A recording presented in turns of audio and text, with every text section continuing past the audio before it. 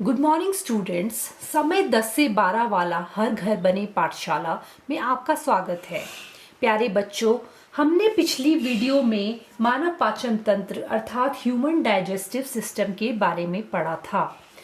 हमारा आज का विषय है श्वसन, या जिसे हम रेस्पिरेशन कहते हैं। श्वसन दो प्रकार का होता है। Types of respiration are two types, अवायवीय श्वसन यानी एनारोबिक रेस्पिरेशन तथा वायवीय श्वसन यानी एरोबिक रेस्पिरेशन। अवायवीय श्वसन वायु की अनुपस्थिति में होता है। इस श्वसन में जीव ग्लूकोज को ऑक्सीजन की अनुपस्थिति में एथेनॉल तथा कार्बन डाइऑक्साइड व ऊर्जा में परिवर्तित करता है। एथेनॉल एक प्रकार का अल्कोहल है, अर्थात ग्लूकोज अल्कोहल में परिवर्तित हो रहा है और ऊर्जा मिलती है, और ये श्वसन यीस्ट में होता है। वायवीय श्वसन यानी एरोबिक रेस्पिरेशन, ये श्वसन ऑक्सीजन की उपस्थिति में होता है। इस श्वसन में ग्लूकोज वायु की उपस्थिति में कार्बन डाइऑक्साइड जल तथा ऊर्जा में विघटित होता है। सेलुलर रेस्पिरेशन फॉर्मूला में आप नीचे देख सकते हैं कि ग्लूकोज ऑक्सीजन के साथ जुड़कर कार्बन डाइऑक्साइड जल तथा एटीपी बना रहा है। एटीपी यानी ऊर्जा यानी एनर्जी। कोशिकीय श्वसन द्वारा मोचित ऊर्जा यानी ये जो श्वसन में ऊर्जा एटीपी बन रही है, ये अन्य क्रियाओं के लिए ईंधन का कार्य करती है। एटीपी के विघटन से एक निश्चित मात्रा में ऊर्जा मोचित होती है। यानी मैं आपको समझा दूं कि जब ग्लूकोज ऑक्सीजन के साथ जुड़कर कार्बन डाइऑक्साइड जल तथा एटीपी बना रहा है, ये एटीपी जो है शरीर में स्टोर हो जाता है, और जब हमें ऊर्जा की आवश्यकता होती है तो यह ऊर्जा हम इस्तेमाल कर लेते हैं। एटीपी के विखंडन से एक निश्चित मात्रा में ऊर्जा मोचित होती है, जो कोशिका की ऊष्मशोषी क्रियाओं का परिचालन करती है। इस तरह एटीपी पेशियों के सिकुड़ने, प्रोटीन संश्लेषण, तंत्रिका आवेग का संचरण आदि क्रियाओं में इस्तेमाल होता है। जैसा कि आप सब चित्र में देख सकते हैं, दिन में पौधे ऑक्सीजन छोड़ते हैं तथा कार्बन डाइऑक्साइड अवशोषित करते हैं। इस प्रक्रिया को प्रकाश संश्लेषण कहते हैं। रात्रि में पौधे ऑक्सीजन लेते हैं तथा कार्बन डाइऑक्साइड छोड़ते हैं। ये प्रक्रिया श्वसन कहलाती है। इस तरह पौधे ऑक्सीजन तथा कार्बन डाइऑक्साइड का संतुलन बनाए रखते हैं। प्यारे बच्चों, आप देख सकते हैं दूसरे चित्र में कि मछली जल के अंदर है और जल के अंदर विलेय ऑक्सीजन का प्रयोग कर रही है, जो कि अपेक्षाकृत बहुत कम होती है। और पहले चित्र में आप देख सकते हैं कि जानवर और मनुष्य, स्थलीय जीव वायुमंडल की ऑक्सीजन का प्रयोग कर रहे हैं। तो हर अनेक प्रकार के जीवों में ऑक्सीजन अवशोषण के लिए भिन्न भिन्न प्रकार के अंग होते हैं।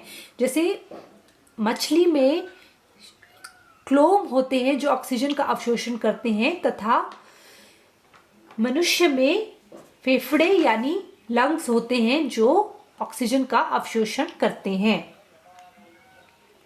इन सभी अंगों में एक समानता है कि यह सतही क्षेत्रफल बढ़ाते हैं, जिससे ज्यादा मात्रा में ऑक्सीजन अवशोषित होती है।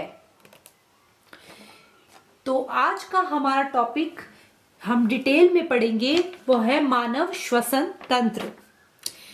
जैसा कि आप सब चित्र में देख सकते हैं, ऑक्सीजन नासा द्वार से हमारे शरीर में प्रवेश करती है, फिर यह कंठ तक पहुंचती है, कंठ यानी गला, और उससे आगे है श्वास नली। श्वास नली में उपस्थि वलय यानी रिंग्स हैं, रिंग्स यानी गोले गोले हैं, और इससे आगे है श्वासनी।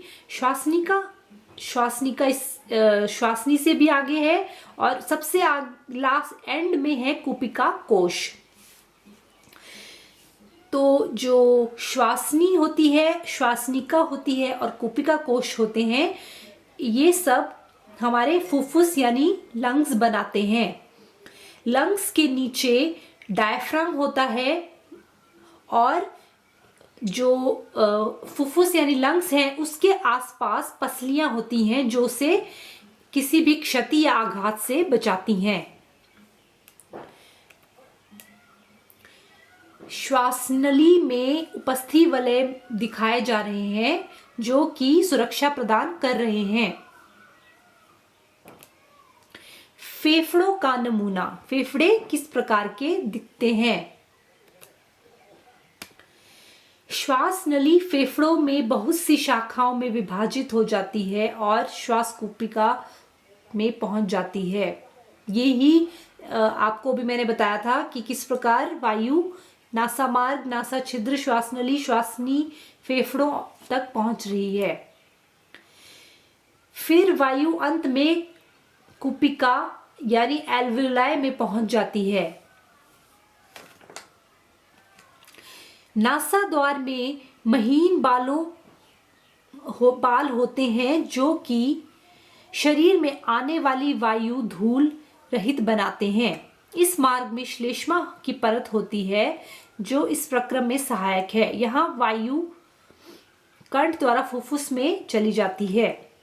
फुफ्फुस के बाद ये कुपिका में पहुंच जाती है।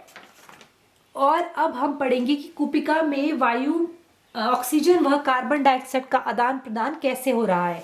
जैसा आप देख सकते हैं चित्र में, गैसियस एक्सचेंज इन एल्वियोलाई यानी कुपिका में होता है ऑक्सीजन तथा कार्बन डाइऑक्साइड का आदान प्रदान। कुपिका एक ऐसी थैली है जो ऑक्सीजन तथा रक्त द्वारा लाई गई कार्बन डाइऑक्साइड का आदान प्रदान विस्तरण द्वारा करती है। कुपिका की सतह पर रक्त वाहिकाएं, आप देख सकते हैं यहाँ पे जो रेड सेल्स दिखाई दे रहे हैं, कोशिकाएं रेड कलर की दिखाई दे रही हैं। ये क्या कर रही हैं? ये ऑक्सीजन को लेके, कार्बन डाइऑक्साइड को लेके आ रही है, और फिर जो ज्यादा सांद्रता से कार्बन डाइऑक्साइड कम सांद्रता की ओर जा रही है, और वैसे ही ऑक्सीजन जो है वह ज्यादा सांद्रता से कम सांद्रता की ओर जा रही है। रक्त वाहिनियों में कार्बन डाइऑक्साइड की सांद्रता ज्यादा है तथा ऑक्सीजन की सांद्रता कम, जिससे ऑक्सीजन उच्च सांद्रता से निम्न सांद्रता की ओर जा रही है। कार्बन डाइऑक्साइड को फिर फेफड़ों से होते हुए तथा श्वास नली से होते हुए नासा द्वार से शरीर से बाहर निकाल दिया जाता है। धन्यवाद।